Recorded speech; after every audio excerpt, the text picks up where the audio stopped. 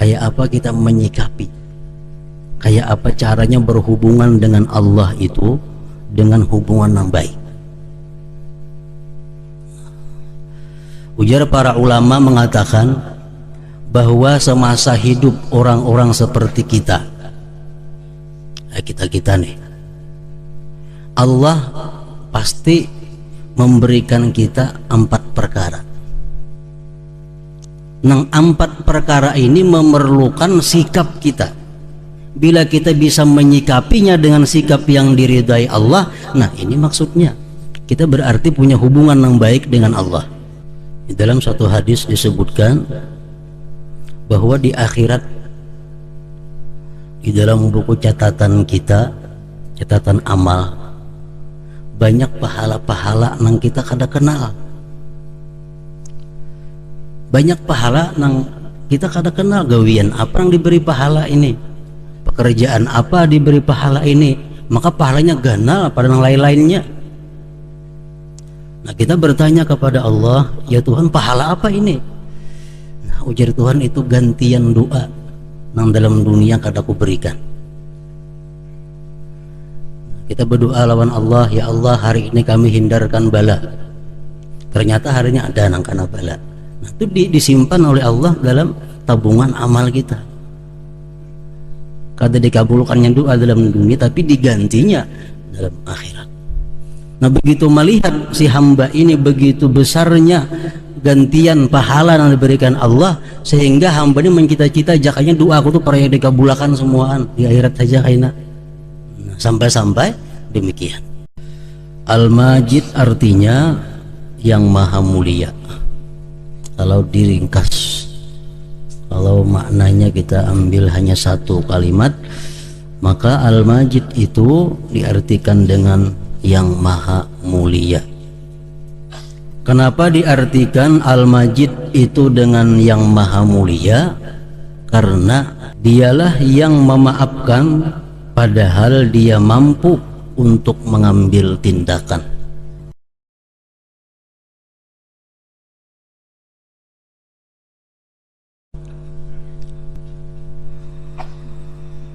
Bismillahirrahmanirrahim.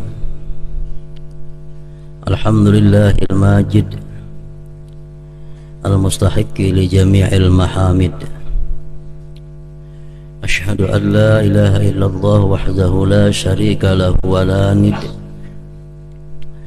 Wa asyhadu anna sayyidana Muhammadan abduhu wa rasuluhul hamid. Allahumma salli wa sallim wa barik ala sayyidina Muhammadin az-zahid wa ala alihi wa sahbihi dhabil ma'arifi wal hawaid.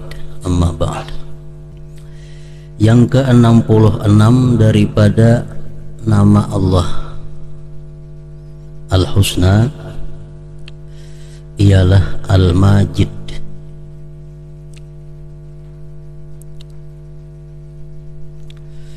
Al-Majid artinya yang maha mulia. Kalau diringkas, kalau maknanya kita ambil hanya satu kalimat, maka Al-Majid itu diartikan dengan yang maha mulia. Kenapa diartikan Al-Majid itu dengan yang maha mulia? Karena huwallazi idza qadara afa. Dialah yang memaafkan padahal dia mampu untuk mengambil tindakan.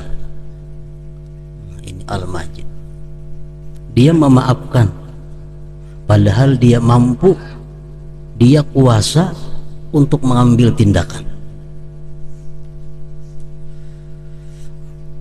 Kita berbuat satu maksiat, kita berbuat satu pelanggaran hukum-hukum Allah. Allah mampu menindak kita saat itu. Allah mampu memberikan sanksi hukuman kepada kita saat itu juga. Tetapi dia maafkan.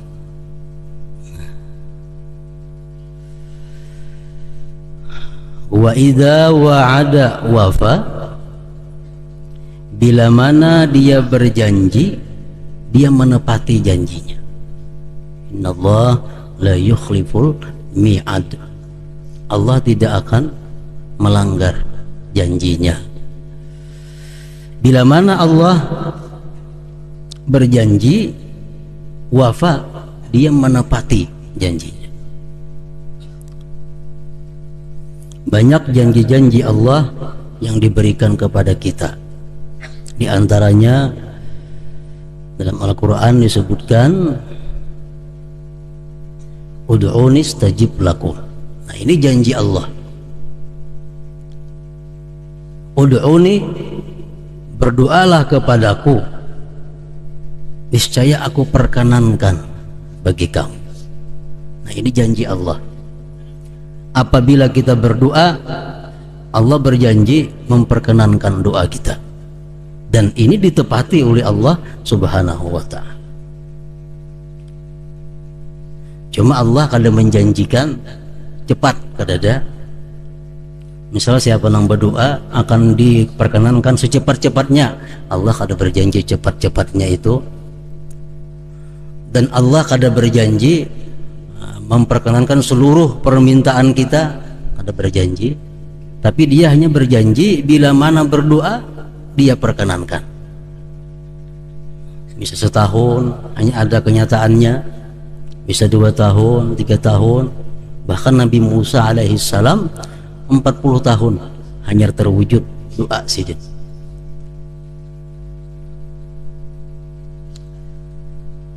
Dan Allah kada berjanji memperkenankan apa yang kita pinta itu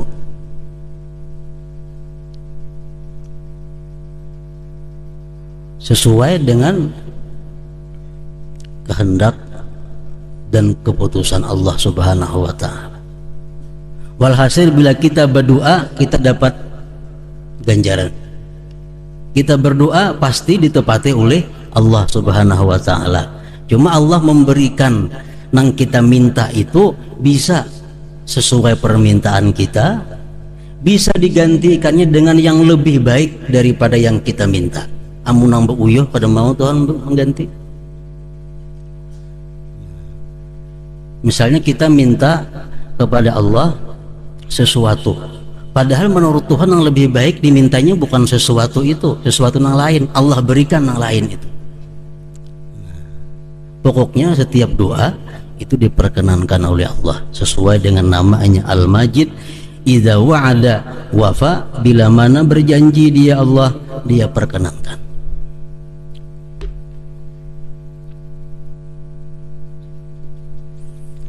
Di dalam satu hadis disebutkan bahwa di akhirat, di dalam buku catatan kita, catatan amal, banyak pahala-pahala yang kita kada kenal. Banyak pahala yang kita kada kenal. Gawian apa yang diberi pahala ini, pekerjaan apa diberi pahala ini, maka pahalanya ganal pada yang lain-lainnya. Nah, kita bertanya kepada Allah, ya Tuhan, pahala apa ini? Nah, ujar Tuhan, itu gantian doa yang dalam dunia kada ku berikan. Kita berdoa lawan Allah, ya Allah, hari ini kami hindarkan bala. Ternyata harinya ada nang kana bala. Nah, itu disimpan oleh Allah dalam tabungan amal kita. Kada dikabulkannya doa dalam dunia, tapi digantinya dalam akhirat. Nah, begitu melihat si hamba ini begitu besarnya gantian pahala yang diberikan Allah, sehingga hamba ini mencita-cita jakanya doa aku tuh para yang dikabulkan semuaan di akhirat saja kaina. Sampai-sampai demikian. Wa idza wa'ada wafa. Wa in rufi'at hajatun ila ghairihi la yarda.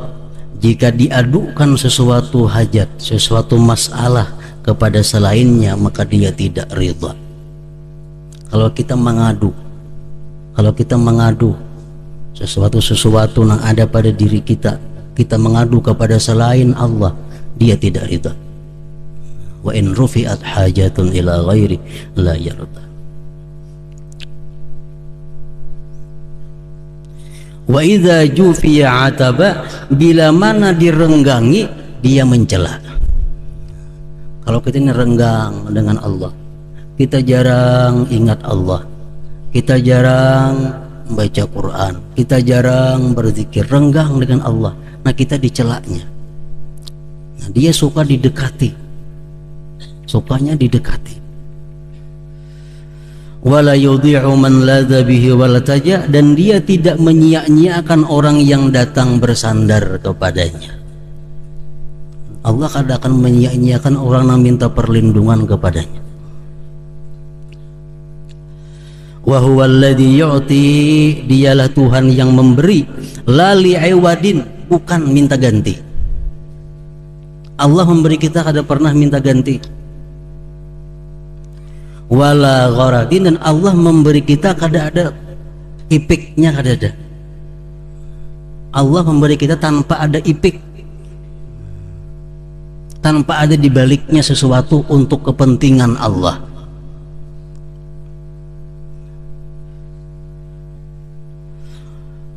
Wa huwal mausuf binu'util jalal, dialah Tuhan yang disifatkan dengan sifat-sifat kebesaran. Nah, ini artinya Al-Majid. Makanya diringkas artinya yang maha mulia. Orang mulia itu macam itu artinya, mampu memaafkan padahal bisa bertindak, berjanji menepati, sukanya dilaporkan perkara hanya kepadanya, dan seterusnya tadi. Al-mu'min bismillahil majid ayyu'amilallaha bimu'amalatin hasanah wa ayyu'amilan nasa bi khuluqin hasan wa man kana kadzalik fahuwa majidun indallah wa indan nas. Orang yang beriman dengan nama Allah Al-Majid, kita beriman bahwa di antara nama Allah itu ada Al-Majid, beriman. Nah, kalau kita beriman, kita mestinya muamalah dengan Allah itu, muamalah kepada Allah dengan muamalah yang baik. Dan kita muamalah kepada manusia dengan budi pekerti yang baik. Ini merupakan buah keimanan kita kepada nama Allah Al-Majid. Kita berhubungan dengan Allah itu dengan hubungan yang baik. Artinya apa? Kita berhubungan dengan Allah dengan hubungan yang baik itu, kita bisa menyikapi sesuatu yang diberikan Allah dengan sikap yang dipuji oleh Allah Subhanahu wa ta'ala. Nah, itu artinya kita berhubungan dengan Allah hubungan yang baik.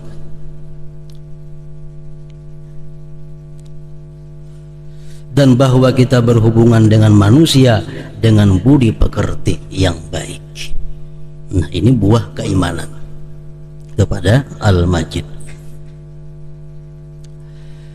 Kayak apa kita menyikapi, kayak apa caranya berhubungan dengan Allah itu dengan hubungan yang baik.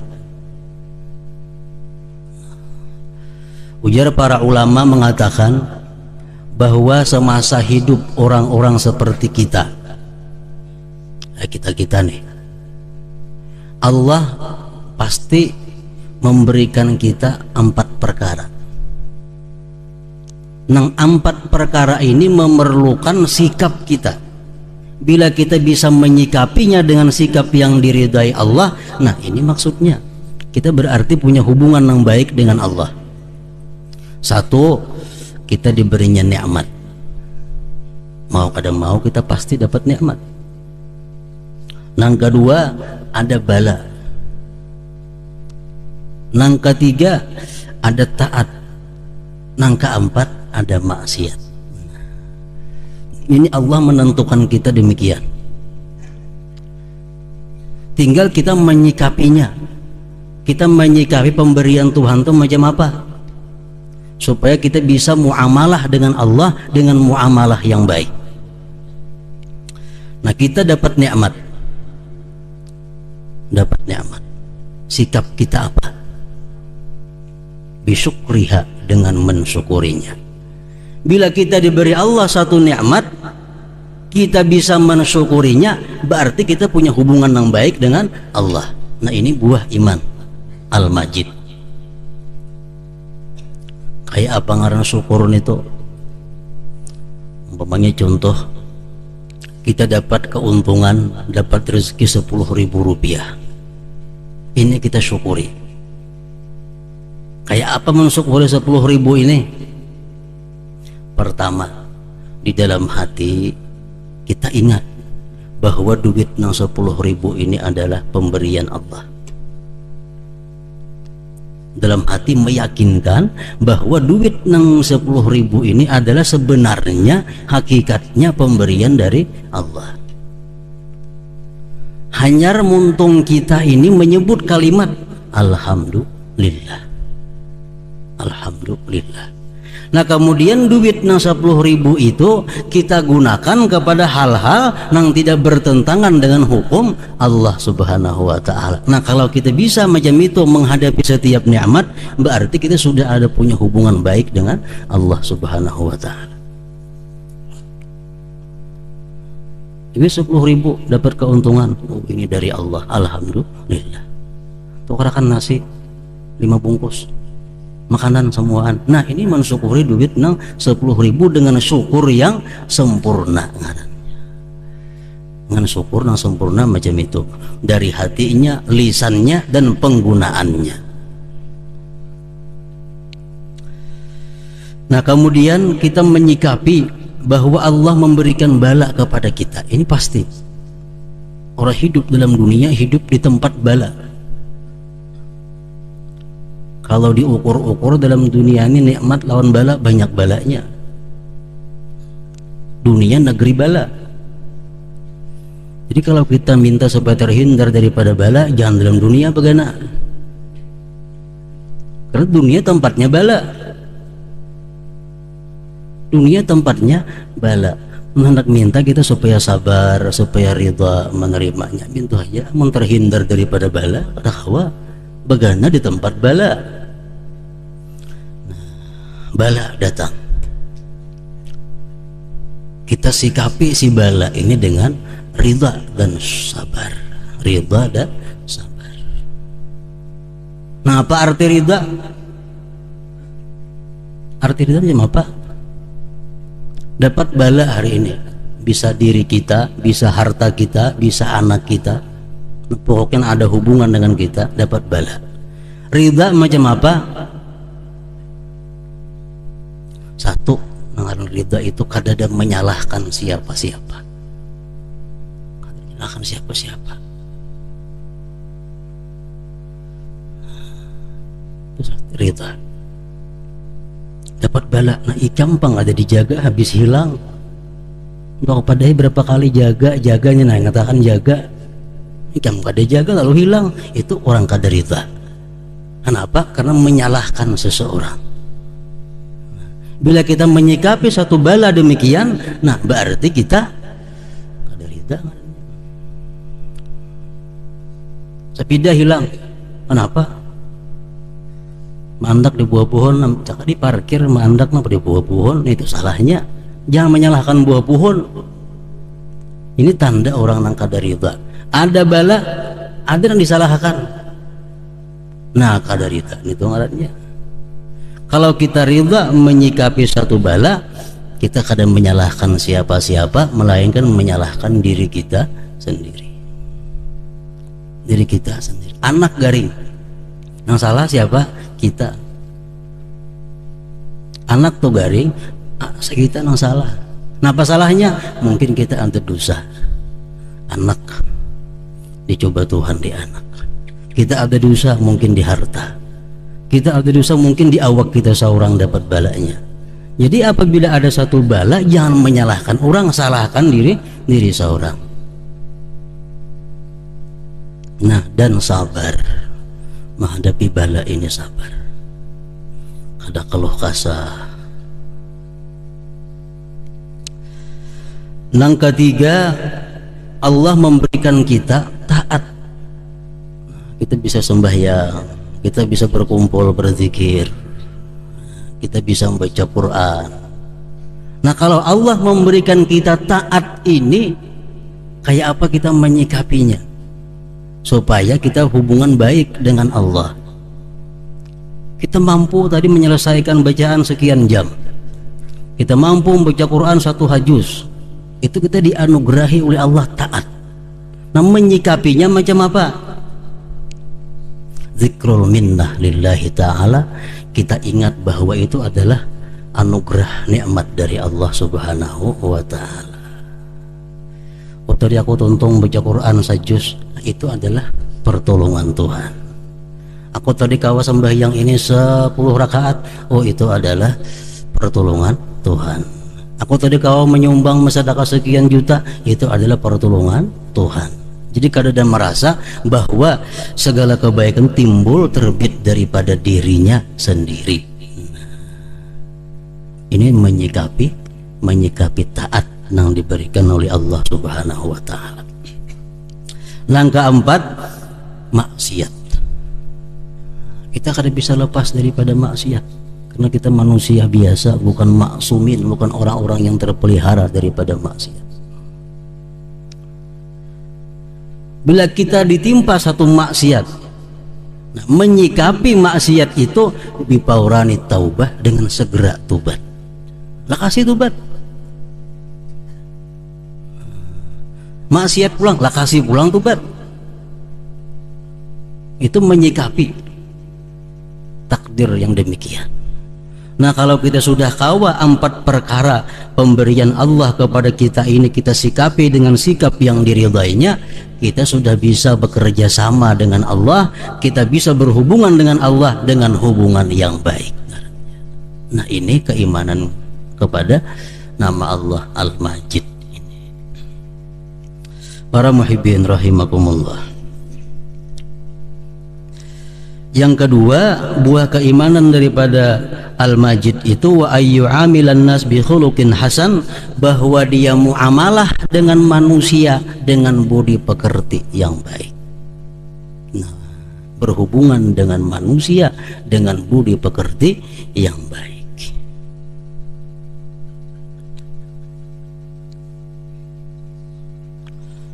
Masalah budi pekerti atau akhlak yang baik ini yang paling sulit diusahakan, paling sulit diterapkan.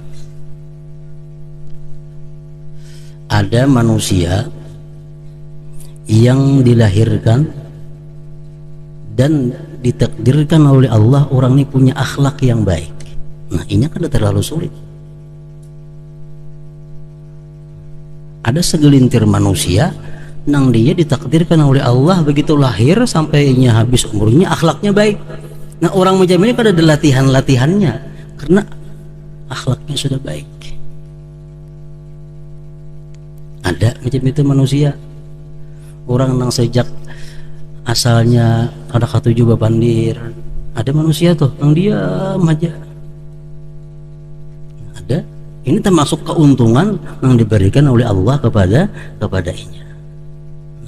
Tapi ada manusia-manusia nang dilahirkan punya akhlak nang kada baik.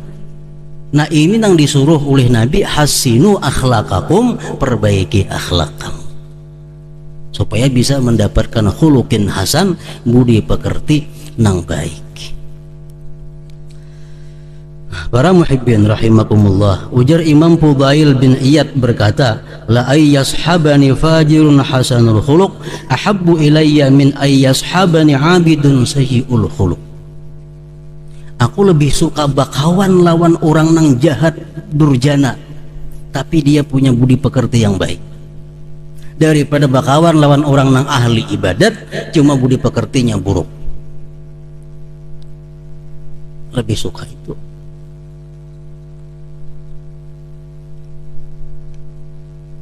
Nah, banyak hadis-hadis Rasulullah yang sudah kita ketahui tentang keutamaan ini, akhlak budi pekerti yang baik ini. Di antaranya, ma min syai'in athqala fil mizan min husnil khuluq. Tidak ada yang paling memberati di timbangan amal kaina, ini budi pekerti yang paling baik ini yang paling memberati. Jadi budi pekerti yang baik ini pandudian dimasukkan ke dalam timbangan.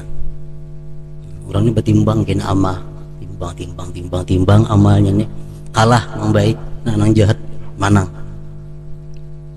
Dibuat kena budi pekerti yang baik ke situ, manang tuh. Ini yang paling memberati lawan timbangan amal kita. Makanya ada hadis Rasulullah mengatakan, innal abda la yablughu bi husni khuluqihi azima darajatil akhirah wa syarafal manazil wa innahu la dha'ifun fil ibadah. Seseorang hamba itu dengan budi pekerti yang baik, dia mencapai derajat yang tinggi dalam surga, padahal dia lemah ibadahnya. Pada pengulir beribadah orangnya, cuma punya akhlak yang baik, punya kedudukan yang tinggi di dalam surga. Ummi Habibah pernah bertanya kepada Rasulullah Sallallahu Alaihi Wasallam. Ujar Ummi Habibah, wahai Rasulullah, kayak apa andai kata kami bini-bini ini belaki mati laki, belaki pulang mati pulang laki, belaki pulang mati pulang laki, akhirnya mati juga kaminya. Nah di akhirat kayaknya ampun siapa kami ini nih, kan 3 bisa laki. Kalau lakian 3 bini kalau ada masalah, kalau ketiganya ini bini-bini 3 laki. Nabi kita menjawab, li ahsanihim khuluqa. Siapa yang paling baik akhlaknya, itulah nantinya yang berhak mendapatkan bini yang ditinggalkan. Pada mufti apa ampihan? Kalau menurut hadis Rasulullah, siapa aja Nabi yang paling baik akhlaknya di antara lagi ikam, itulah kita ampunnya di dalam surga. Li ahsanihim khuluqa. Para muhibbin rahimakumullah, kayak apa kesimpulannya akhlak yang baik ini? Ulama menyimpulkan bahwa akhlak yang baik itu adalah memberikan milikmu yang baik kepada orang lain dan menerima nang kada baik dari orang lain dengan lapang dada. Nah itu akhlak yang baik. Kita mau memberikan punya kita nang baik kepada orang, sedangkan orang memberikan nang kada baik kepada kita, kita terima dengan lapang dada. Kalau demikian halnya, kita punya akhlak yang baik. Kita mengurihingi orang, hanya merangut. Nah, kita punya akhlak yang baik, asal kita menerima dengan lapang dada. Kita memberinya, inya kada mau memberi kita, kada jadi masalah umpamanya. Nah kita terima dengan lapang dada, kita punya akhlak yang baik. Kita menghormatinya, kita menyayanginya, inya nyariki kita, kada kita ambil tindakan, kita ambil pembalasan, punya akhlak yang baik. Jadi sekurang-kurang akhlak yang baik itu, ujar Imam Sahal At-Tustari mengatakan, pertama ihtimalul adza, mampu menyandang nang sakit-sakit dari orang lain. Nang kedua al-hilim. Hilim ini apa artinya? Mampu membalas tapi kada hendak membalas. Itu hilim. Nah, nang sekarang punya akhlak nang kurang baik, itu kawa dipelajari, kawa dilatih supaya bisa dapat akhlak yang baik. Akhlaknya masih kawa dirubah, akhlak kawa dirubah, asal riyadhah dengan latihan-latihan. Ada sebagian orang sufi ini isi bini nang sangat durhaka lawan sidin, sangat durhaka si bini ini. Jadi jernang murid, wahai guru, jangan yang cerai bini itu cari nang lain banyakin apa? Ujar si guru menjawab, li'ata'allama minhal hilim. Aku hendak belajar daripada inya sifat hilim. Belajar sifat hilim. Yahya bin Ziyad, salah seorang aulia Allah, dia punya pembantu nang kada kawa diurus. Pembantu cuma kada kawa diurus. Hendaknya. Jadi ada saran jangan ambil pembantu itu. Bila Yahya bin Ziyad li'ata'allam alaihi al-hilim. Aku hendak belajar daripada pembantuku itu sifat hilim. Sifat hilim. Mampi kita kawa menindak kawa pembantu, tapi kada kita biarkan inya untuk belajar sifat hilim. Jadi kawa dilatih artinya.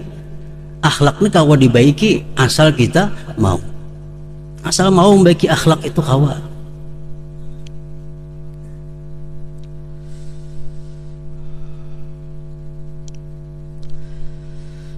Jadi al-mu'min bismillahil-majid, orang yang beriman dengan nama Allah al-majid, ayyu'amilallah, bahwa dia muamalah kepada Allah bimuamalatin hasanah, dengan muamalah yang baik, wa ayyu'amilan nas, dan dia muamalah kepada manusia bi khuluqin hasan, dengan budi pekerti nang baik juga.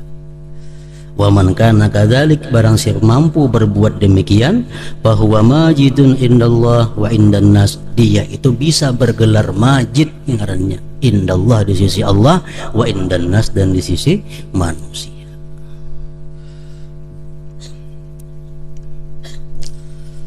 Para muhibbin rahimakumullah. Kemudian yang ke 67, al-wahid